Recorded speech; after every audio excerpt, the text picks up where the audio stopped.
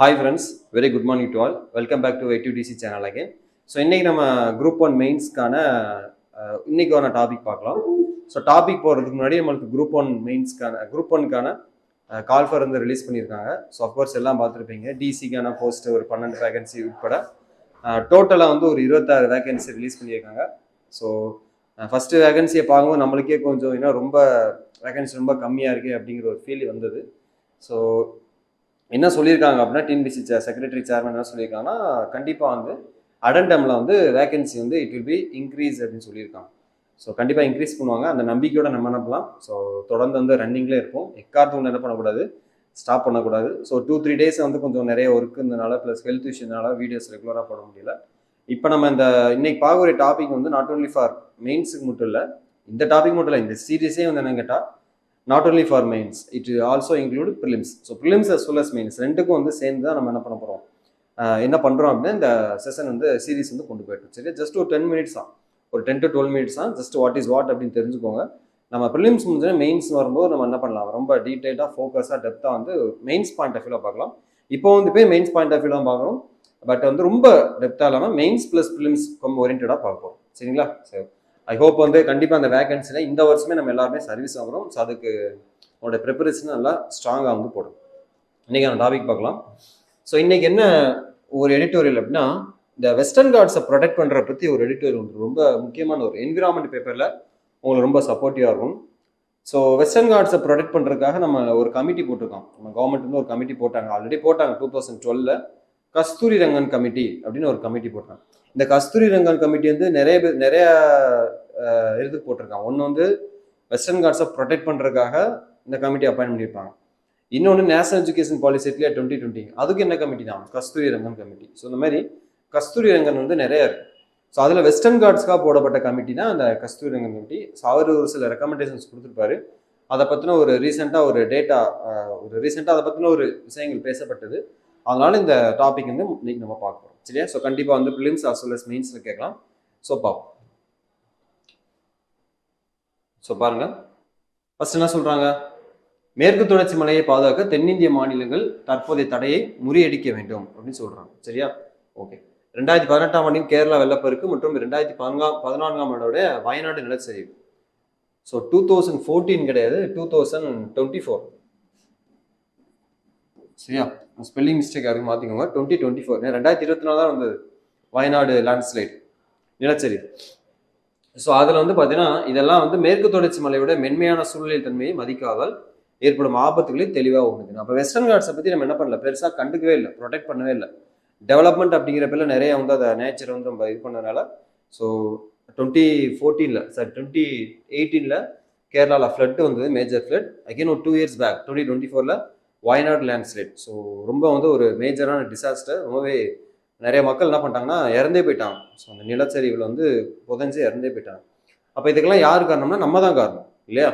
So நம்ம என்ன பண்ணலன்னா அதை ரெஸ்பெக்ட் கொடுக்கல, வெஸ்டர்ன் காட்ஸை ரெஸ்பெக்ட் கொடுக்கல. அதோட ரிசல்ட் இதன் காரணமாகவே கஸ்தூரி ரங்கன் குழு பரிந்துரைத்த சூழலியல் முக்கியத்துவம் வாய்ந்த பகுதிகள், அதாவது எக்காலஜிக்கல் சென்சிட்டிவ் ஜோன் சொல்லுவாங்க. இஎஸ்ஏனா எக்காலஜிக்கல் சென்சிட்டிவ் ஜோன், சுமார் 3/2 பங்கை தங்களுக்குள் கொண்டுள்ள கர்நாடகா, கேரளம் அண்டு தமிழ்நாடு ஆகிய மாநிலங்களை உடனடியாக இத்திட்டத்தில் ஒருங்கிணைப்பது அவசியமாகிறதுன்னு சொல்லுவோம். அப்போ இந்த 3 ஸ்டேட் என்ன பண்ணணும்னா இந்த எக்காலஜிக்கல் சென்சிட்டிவ் ஜோனுக்குள்ள கண்டிப்பாக என்ன பண்ணணும், உள்ள வந்து வரணும் அப்படிங்கிறத சொல்லியிருக்காங்க.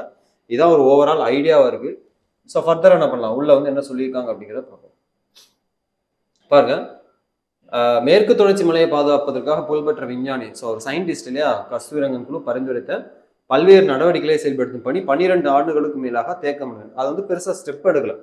ஸோ என்ன பண்ணுறாங்கன்னா ரொம்ப வந்து டிலே பண்ணி ரொம்ப பயங்கரமாக ஸ்டாப் பண்ணுறாங்க. பட் இது கமிட்டி எப்போ போட்டாங்கன்னா 2012 இந்த கமிட்டி ஹஸ் பீன் அப்பாயிண்டட். 2012 போட்டாச்சு பாருங்க. 2012 கிட்ட 14 இயர்ஸ்க்கு மேலே ஆயிடுச்சு இல்லையா? ஸோ மேற்கு தொடர்ச்சி மலையின் சுமார் 37% பகுதியான 60,000 இல்லைன்னா நீங்கள் மெயின்ஸ் வந்து இந்த மாதிரி இந்த டேட்டாலாம் கொடுக்கலாம். 37% இருக்கு. கிட்டத்தட்ட அபவ் 60,000 ஸ்கொயர் கிலோமீட்டர் பரப்பளவை சுற்றுச்சூழல் ரீதியாக உணர்திறன் மிக்க பகுதி, அதாவது ecological sensitive zone. Ecological sensitive zone சொல்லலாம், இல்லை சென்சிட்டிவ் ஏரியா அப்படின்னு கூட சொல்லிக்கலாம். சரியா? இதை அறிவிக்கும் முன்மொழிவாக மகாராஷ்டிரா, அந்த ஸ்டேட் பார்த்துக்கோங்க, மகாராஷ்டிரா, குஜராத், கோவா, கேரளம், தமிழ்நாடு அண்டு கர்நாடகா எல்லாமே இந்த வெஸ்டர்ன் ரீஜன்ல இருக்கிறது இல்லையா. ஸோ நம்ம இந்தியாவில் வந்து இந்த பக்கம் வெஸ்டர்ன் ரீஜன்ல இருக்கிறது எல்லாமே இந்த ஸ்டேட் தான் நம்ம பார்த்தாச்சு. இதெல்லாம் என்ன பண்ணாங்கன்னா இந்த ஸ்டேட்ல என்ன பண்ணான்னா ஸ்டார்டிங்ல வந்து பயங்கரமா அப்போஸ் பண்ணாங்க, இந்த மாதிரி கஸ்தூரிரங்கன் கமிட்டி வேண்டாம், ஏன்னா வந்து அதை பண்ணக்கூடாது இதை பண்ணக்கூடாது நிறைய வந்து அந்த கமிட்டி ரெக்கமெண்டேஷன் கொடுத்தனால இதனால எங்க ஸ்டேட்டுக்கு வந்து டெவலப்மெண்ட் இருக்காது, ஃபினான்ஷியலாக நாங்கள் ரொம்ப வந்து ஸ்ட்ரகிள் ஆகும் அப்படிங்கிற மைண்ட் செட்டில் என்ன பண்ணாங்க, இந்த ஸ்டேட் எல்லாமே இந்த கஸ்தூரிரங்கன் கமிட்டி வந்து அப்போஸ் பண்ணாங்க. அதனாலே என்ன தெரியல, இந்த கமிட்டியோட ரிப்போர்ட் வந்து என்ன பண்ணல, இன்னைக்கு வரை ப்ராப்பராக இம்ப்ளிமெண்ட் பண்ண முடியவில்லை. சரியா, ரைட், ஓகே. ஸோ நெக்ஸ்ட் பாருங்க, இந்த ஏசிய பகுதியில் சுரங்கம், மாசுபடுத்தும் தொழிற்சாலைகள், அனல் மின் நிலையங்கள் மற்றும் பெரிய கட்டுமானங்களை தடை செய்ய வேண்டும் என கஸ்தூரிரங்கன் வந்து ரெக்கமெண்ட் பண்ணார். அப்போ இதெல்லாம் பண்ணக்கூடாது, என்ன பண்ணக்கூடாது, மைனிங் பண்ணக்கூடாது, அப்புறம் நிறைய அந்த இண்டஸ்ட்ரீஸ் என்விரான்மெண்ட்டை பொல்யூட் பண்ணக்கூடிய இண்டஸ்ட்ரீஸை உள்ள கொண்டு வரக்கூடாது, அனல் மின் நிலையங்கள் உள்ள அனுமதிக்க கூடாது, பெரிய பெரிய கட்டுமானங்களை தடை, பெரிய பெரிய பில்டிங்ஸ் கட்டுறது, அதை கட்டுற இதை கட்டுற பேர்ல இது மாதிரி நிறைய வந்து பண்ணக்கூடாது. பயங்கரமா அப்போஸ் பண்ணது யார் அப்படின்னு கேட்டால் இந்த மாதிரி states. Okay, so Gujarat, Maharashtra மற்றும் கோவா ஆகிய மாநில அரசுகள் இப்போ என்ன பண்ணியிருக்காங்கன்னா தங்கள் பிடிவாதத்தை கைவிட்டுள்ளாங்க. யார் யாரு, குஜராத், மகாராஷ்டிரா அப்புறம் கோவா. எதுக்காக அப்படின்னா இது மேற்கு தொடர்ச்சி மலையின் சுமார் 19,000 சதுர கிலோமீட்டர் பரப்பளவில் அந்த இஎஸ்ஏ பாதுகாப்பிற்கு வழியக்கூடும். இப்போ ரீசெண்டாக இந்த 3 ஸ்டேட் வந்து அந்த இதுக்கு முன்னாடி இருந்த ஸ்டாண்ட்ஸை வந்து கைவிட்டதுனால இதனால வந்து இந்த வெஸ்டர்ன் காட்ஸில் இருக்கக்கூடிய அந்த இஎஸ்ஏ ஜோன் வந்து அதோட கிட்டத்தட்ட ஏரியா பாருங்க 19,000 ஸ்கொயர் கிலோமீட்டர், 19 ஸ்கொயர் கிலோமீட்டர் வந்து இட் வில் டெவலப், கொஞ்சம் பாதுகாக்கப்படும் அப்படின்னு சொல்லியிருக்காங்க. இதே தான் நான் சொல்றேன்னா இந்த மாதிரி மற்ற ஸ்டேட்டும் வரணும் அந்த மாதிரி சொல்றாங்க. தமிழ்நாடு, கேரளம் எல்லையில் உள்ள பாலக்காடு கணவாய், சரியா, இந்த பாலக்காடு இதை பார்த்துக்கோங்க, ஒரு இடைவேளையை கொண்ட இந்த தொடர்ச்சியான மலைத்தொடர் உலகின் 8 மிக முக்கிய உயிரியல் பன்முகத்தன்மை மார்ந்த மையங்களில் ஒன்றா இருக்கு அப்படின்னு சொல்றாங்க. அப்போ இது ஒரு முக்கியமான பாயிண்ட். ஸோ வேர்ல்டுல 8 மோஸ்ட் இம்பார்ட்டன்ட் ஹாட்ஸ்பாட் அப்படின்னு சொல்லுவாங்க இல்லையா, ஸோ அதில் வந்து இதுவும் ஒன்றா இருக்கு அப்படின்னு சொல்றாங்க. இதன் நிலப்பரப்பு அமைப்பு ஈரப்பதத்தை சுமந்து வரும் காற்றிற்கு தடையாக, வெஸ்டர்ன் காட்ஸ் இருக்கிறதுனால தான் நம்மளுக்கு வந்து சவுத் வெஸ்ட் மான்சூன் ஒன்றே இருக்குது இல்லையா. ஏன்னா வந்து அங்கே அந்த மான்சூன் வரும்போது வெஸ்டர்ன் காட்ஸ் மேலே உயரமாக இருக்கிறதுனால அந்த மலை மேகங்கள் என்ன, அது நம்ம ஜாகிரபியில் படிச்சிருப்போம் இல்லையா. ஸோ மலையில முட்டி நம்மளுக்கு வந்து வெஸ்டர்ன் ரீஜனில் கேரளம், கர்நாடகா அந்த மாதிரி ரீஜனில் ரெயினாக கொடுக்குது இல்லையா. அப்போ ஒரு நல்ல விஷயம் தான். ஒருவேளை அது இல்லை அப்படின்னா அது அப்படியே போயிடும். ஸோ பருவமழையில் தாக்கத்தை ஏற்படுத்துது. இதன் விளைவாக மேற்கு தொடர்ச்சி மலையின் கடலோர பகுதியில் தாராள மழை பொழிவு, நம்மளுக்கு வந்து நல்ல ரெய்னி சீசன் கிடைக்கும். இதே இது வந்து இதுதான் கோதாவரி, கிருஷ்ணா, காவேரி, பெரியார் பல ரிவர்ஸோடைய ஆரிஜினேட்டா இருக்கு. ஓகே, கிருஷ்ணா, காவேரி, கோதாவரி, பெரியார் இதோட ஆரிஜினேட் அங்கே இருக்கு. உதாரணமாக இமயமலை போன்ற சூழல் ரீதியாக உன்னதரின் மிக்க அந்த ஹாட்ஸ்பாட் பகுதியில் ஒப்பிடியில் இந்த பகுதி மிக அதிக மக்கள் அடர்த்தி கொண்டது. ஸோ பாப்புலேஷன் டென்சிட்டி ரொம்ப ரொம்ப ஜாஸ்தி. சரியா, சுற்றுச்சூழல் உன்னதரின் மண்டங்களை இஏசியோட விவசாயிகளின் வாழ்வாதாரத்தை பாதிக்காது அப்படின்ட்டு யார் சொல்றா, அந்த என்விரான்மெண்டலிஸ்ட் சொல்றான். இதனால வந்து அக்ரிகல்ச்சர் பீப்புளுக்கு எந்த விதமான எஃபெக்ட் வராது அப்படிங்கிறது என்விரான்மெண்டலிஸ்ட் ரெகுலராக வந்து என்ன பண்ணிட்டு இருக்காங்க, ஸோ சொல்லிக்கிட்டே இருக்காங்க. சரியா, ரைட், ஓகே. ஸோ பாதுகாப்பிற்கும் வளர்ச்சிங்கிற என்ற முரண்பாடு குறித்த வாதம் இந்த பிராந்தியத்தின் 6 மாநிலங்களிலும் வலுப்பெற்றுள்ளது என்பதே இதன் பொருளாகும். உண்மையில வந்து இந்த பாதுகாப்பு வந்து என்னன்னா விவசாயிகளை வந்து பாதிப்புகளிலிருந்து பாதுகாக்க தான் கூடும். புரியுதா? சரி, இந்த 2018ஆம் ஆண்டின் கேரள வெள்ளப்பெருக்கும் 2024 அந்த வயநாடு லேண்ட்ஸ்லைடும் இதோட மென்மையான தன்மையை மதிக்காதனால வந்தது அப்படின்னு சொல்லிட்டு நமக்கு எல்லாருமே தெரியும். அதனால தான் கஸ்தூரிரங்கன் குழு பரிந்துரைத்த அந்த இஎஸ்ஏல 3/2 பங்கு, புரியுதா, முக்கியமான. ஸோ 2/3, 3/2 பங்கை தங்களுக்குள் கொண்டுள்ள கர்நாடகா, கேரளம் மற்றும் தமிழ்நாடு. ஸோ 2/3 இருக்கக்கூடிய யார் யாருன்னா கர்நாடகா, கேரளம் அண்டு தமிழ்நாடு ஆகிய மாநிலங்களை இமீடியட்டா என்ன பண்ணணும், இதுல வந்து நம்ம வந்து உள்ள வந்து ஆட் பண்ணணும் அப்படின்னு சொல்லியிருக்காங்க. சரியா, மேற்கு தொடர்ச்சி மலைகள் வழங்கும் நீர் பாதுகாப்பு, கார்பன் சேமிப்பு, கார்பன் செக்யூஸ்ட்ரேஷன் நம்ம என்விரான்மெண்ட்ல படிச்சிருக்கோம், பல்லுயிர் பாதுகாப்பு, இதை கொஞ்சம் போய் பாருங்க. இந்த கார்பன் சேமிப்பு அப்படின்னா என்னன்னு சொல்லிட்டு போய் பாருங்க. சரியா, கொஞ்சம் முக்கியமானது. காலநிலை சீராக்கம் ஆகிய சூழலியல் சேவைகளின் நன்மைகள் அந்த பகுதிக்கு அப்பாலும் இருந்தன. இட் ஹாஸ் பீன் எக்ஸ்டர்னல் சொல்றாங்க. எனவே இந்த பகுதி மக்களுக்கு இத்தகைய சேவைகளுக்கான ஊதியம் வழங்கும் முறை பொருளாதார தேவைகளையும் சூழலில் எதிர்த்தாங்களையும் ஒருங்கிணைக்கவும் தென்னிந்திய மாநிலங்கள், நம்ம சதர்ன் ஸ்டேட் இருக்கு இல்லையா, அதோடைய கஸ்தூரிரங்கன் குழு அறிக்கை தொடர்பான தடையை தகர்க்கவும் உதவும் என்று சிலர் சூழலியார்கள் கருது இந்த உரையாடல்கள் கொள்கையை உருவாக்கத்திற்கு வழிகாட்ட வேண்டும். ஸோ இதுக்கு வந்து ரீசெண்டாக வந்து சில 3 ஸ்டேட் வந்து பிடிவாதத்தை கைவிட்டதுனால கண்டிப்பாக இதனால வெஸ்டர்ன் காட்ஸோடைய ப்ரொடெக்ஷன் அப்படிங்கிறது இன்னும் பலப்படும். இதனால வந்து விவசாயிகளுக்கு எந்தவித பாதிப்பும் வராது. இன்னும் சொல்லப்போனால் இந்த நாள விவசாயிகளுக்கு பாதுகாப்பு தான் அதிகமாகும், பாதிப்பு வராது அப்படின்னு சொல்லியிருக்காங்க. சரியா, ஸோ இதான் வந்து நம்மளுக்கு இந்த வெஸ்டர்ன் காட்ஸுடைய கஸ்தூரிரங்கன் கமிட்டி ரிப்போர்ட். புரியுதா? சரி, ஓகே. ஸோ நெக்ஸ்ட் வந்து அது வந்து அதாவது இதுவரை நம்ம பார்த்தது வந்து ஜஸ்ட் வந்து இந்த ஆர்டிக்கல் என்ன சொல்லியிருக்காங்க அப்படின்ட்டு. இப்போ நம்ம என்ன பார்க்க போறோம்னா, இந்த கஸ்தூரிரங்கன் ரிப்போர்ட்ல அப்படி என்ன ரெக்கமெண்டேஷன் கொடுத்துருந்தாங்க, சரியா? சும்மா ஒரு மேஜராக வந்து சில முக்கியமான பாயிண்ட்ஸ் மட்டும் பார்க்கலாம். அதே உங்களுக்கு என்ன பண்ணியிருக்கேன், பேக்ல வந்து பிடிஎஃப் உங்களுக்கு என்ன பண்ணியிருக்கேன், ஸோ அட்டாச் பண்ணியிருக்கேன். ஸோ கீழே டிஸ்கிரிப்ஷன் தரேன், அதை நீங்கள் செக் பண்ணி பார்த்துக்கோங்க.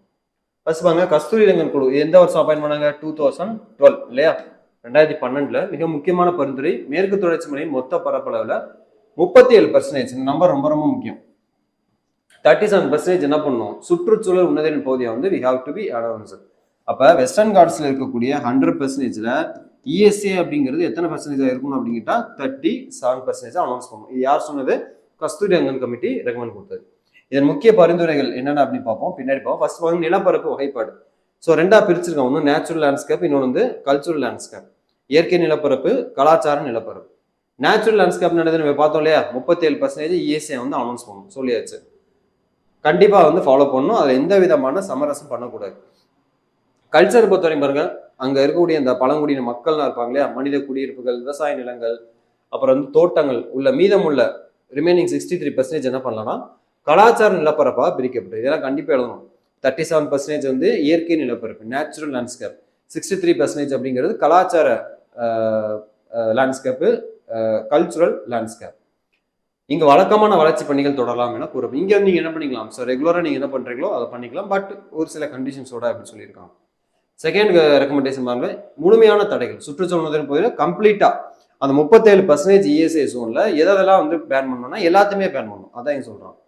ஸோ பாருங்க, சுற்றுச்சூழலுக்கு அதிக பாதிப்பை ஏற்படுத்தும் சிவப்பு பட்டியலில் இருக்கக்கூடிய இந்த ரெட் கேட்டகரியில் இருக்கக்கூடிய சில நடவடிக்கைகளுக்கு இந்த 37% பகுதியில் முற்றிலும் தடை விதித்தது.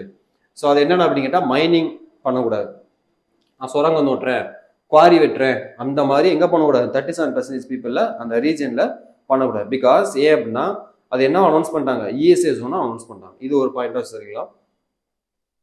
ஆல்ரெடி இருக்கிறது என்ன பண்ணியிருக்காங்க? ஸோ ஆல்ரெடி இருக்கக்கூடிய இந்த மைனிங் எல்லாம் இருக்கு இல்லையா? அதெல்லாம் நீங்கள் என்ன பண்ணும்? அடுத்த 5 வருஷத்துக்குள்ள படிப்படியாக க்ளோஸ் பண்ணிடணும். இப்போ 2012 இவங்க சொல்லியிருக்காங்க அப்படின்னா 2017 என்ன பண்ணிக்கணும்? க்ளோஸ் பண்ணியிருக்காங்களான்னு கேட்டால் கிடையாது. ஸோ ஸ்டில் என்ன பண்ணிட்டு இருக்காங்க? ரெகுலராக இன்னும் பழையபடி பண்ணிட்டே இருக்காங்க. மாசுபடுத்தும் தொழிற்சாலைகள் என்ன பண்ணுவோம்? ஸ்டாப் பண்ணி பொல்யூட்டிங் இண்டஸ்ட்ரீஸை வந்து நம்ம ஸ்டாப் பண்ணணும். அனல் மின் நிலையங்களை என்ன பண்ணக்கூடாது?